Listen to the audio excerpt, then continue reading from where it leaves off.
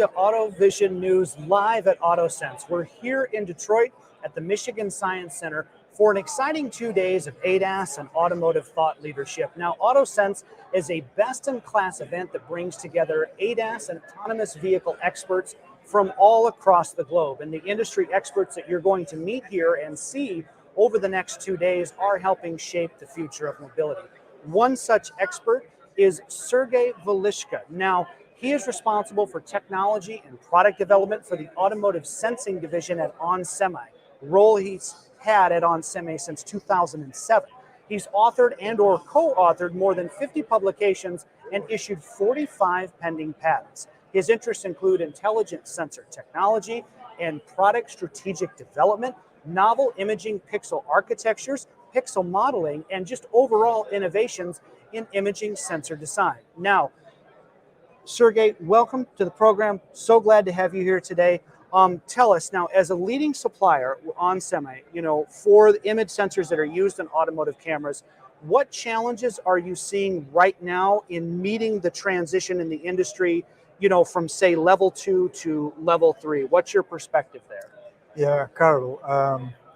As we are ongoing a transformation of our life, and this is basically transportation revolution that's happening right now. Yes. It's very interesting that to meet the challenges that are coming with this transition into higher levels of autonomy, better experience of people that use this more automated cars. Yes. There are many challenges that we need to meet.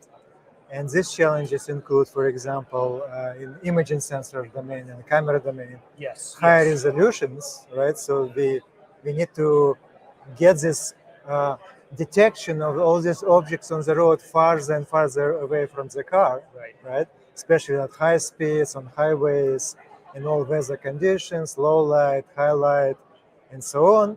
And it's very challenging to meet all of this, right? High resolutions, good low light performance, very wide dynamic range, because we need to capture like a sun on the sky and all the details inside of the dark tunnel, dark garage, right, at the same time. So it's all very challenging. And as a leading supplier of imaging, automotive imaging sensors, onsemi is still leading the pack, I would say, in delivering best performing sensors that exactly cover low light performance corners. They exactly cover the widest dynamic range on the market. They exactly cover capturing these sharp, true color images that are very important when you want to know what traffic lights colors out there in all lighting conditions. These sensors, because of higher resolutions, must use smaller pixels, right? And that means it's another challenge how the smaller can be better. Right. And it's very interesting because I'm giving presentation tomorrow. Okay. Exactly about this, how the smaller pixel sensors are better than the previous generation larger pixel sensors. Exactly in low light conditions, dynamic range, sharp images, colors, which is very important. Now, when it comes to your innovations at onsemi, let's dive a little bit deeper.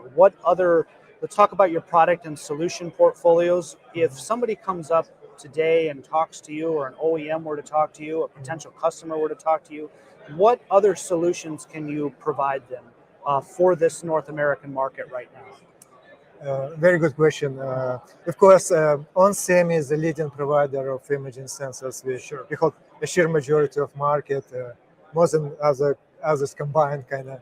That's way obliged, and we are fully committed to give customers the full range of all sensors they would need, starting like from 1 megapixel, 2 megapixel, 3 megapixel, 5 megapixel, 8 megapixel, 12 megapixel, and we even think about high resolutions for future. And of course, not only like for front cameras, front view cameras, but also for the in-cabin solutions, including global shutter, driver monitoring, occupancy monitoring with high dynamic range and unique non-bare RGB color filter array options. Sergey, there is a lot of talk about in-cabin right now. In fact, with the AutoSens conference, we're doing in-cabin as a separate event in Brussels, and then next year in Phoenix as well. Right. So a lot of discussion around in-cabin. But Sergey, give us your insight. Why is there all this attention now on in-cabin and internal sensors? What trends are driving that right now? Good question. The major driving force behind all this in-cabin applications development is primarily in requirements that are driven by the governing bodies, like in Europe, Japan, USA, NCAP, GNCAP in Japan, and some governing bodies in here in USA that mandate detecting the driver is not sleeping, right? Or not looking at the cell phone and so on. Right. Yeah. So it's a part of higher safety on the road, right? That is being mandated, and this is primarily a drive behind all these in-cabin developments that require driving monitoring on one side. On another side, more and more people inside the car, they started to use some kind of applications, some features that are outside of this development, entertainment, video conferencing, other kind of viewing applications that are outside of the just detecting how this driver is performing and sleeping or not. Right. So the merging of these two together would be very important, and that means requirements for the cameras, for the image sensors behind the cameras. It's exactly high resolution, high dynamic range, non-standard color processing, because you need to capture both near infrared and the color at the same. And here on the floor, we see many examples that appear to support this movement. We are behind this movement, like our competitors behind this movement. We all, as a whole industry, is driving our experience, our safety to higher levels. This is it. So with in-cabin, another big talking point is the supply chain. Sergey, give us your perspective on maybe the future of the supply chain, and how does that impact image sensors? Give us your perspective there. Right, yes. You know, when COVID hit us, about 2 years ago, so there was a disruption. There was a disruption in the supply chain because of lockdowns and difficulties in manufacturing because of these lockdowns, materials going to the manufacturing fabs and so on. So the whole industry now is transitioning a little bit to a different model, including OEMs and tier ones, because everyone wants to pre-build like a year's supply of imaging sensors, cameras, and so on. And that puts additional stress on the supply chains. And we're seeing that it's very important in this condition to have a kind of multiple source supply chains, right? We work with all our partners, with the foundries, with external partners in assembly and test and so on, very closely to address immediate needs. But on another side, maybe you're aware of this or not, but we also building a full complete line for the internal manufacturing, from the front fab to the assembly to the final test, right? So the dual supply chain that would allow us to deliver to the market all these hundreds of million sensors that would be needed per year. And this is very important. And I think all others trying to address this in similar way to build kind of internal, very rigid supply line, supply chain, and also work with external partners to build kind of multiple supply chains. So in future, we will not experience what we experienced with the COVID. Just to make sure I don't miss anything, Sergey, we talked about all of the innovations that you have with onsemi, talked about in-cabin, talked about the supply chain. Is there anything else in the next maybe few years that you're really excited about in this industry? Yeah, very good question. We're actually very excited about the newest family of the sensors that we're bringing right now. That's a 2.1 super exposure pixel family. like 3, 5, 8 megapixel, maybe high resolutions. And of course, now the whole kind of automotive industry is transitioning to level 3 of autonomous driving and mass. Sure. And of course, a few developers addressing level 4 and 5, robot taxis, delivery vehicles that may afford kind of expensive solutions. Sure. But to move en masse to level 4 and 5, right, it's a great challenge, right? And that's where we see the clear path. Okay, you basically would need high resolutions, right? But without compromise of performance. Right? We want to detect this person inside the garage, dark garage, going from the sunny street precisely, reliably, right? We cannot sacrifice, we cannot compromise performance in capturing. Right. In all conditions, in all dynamic range that we need, 140 decibel, 150 decibel. Maybe we need 160 decibel, right?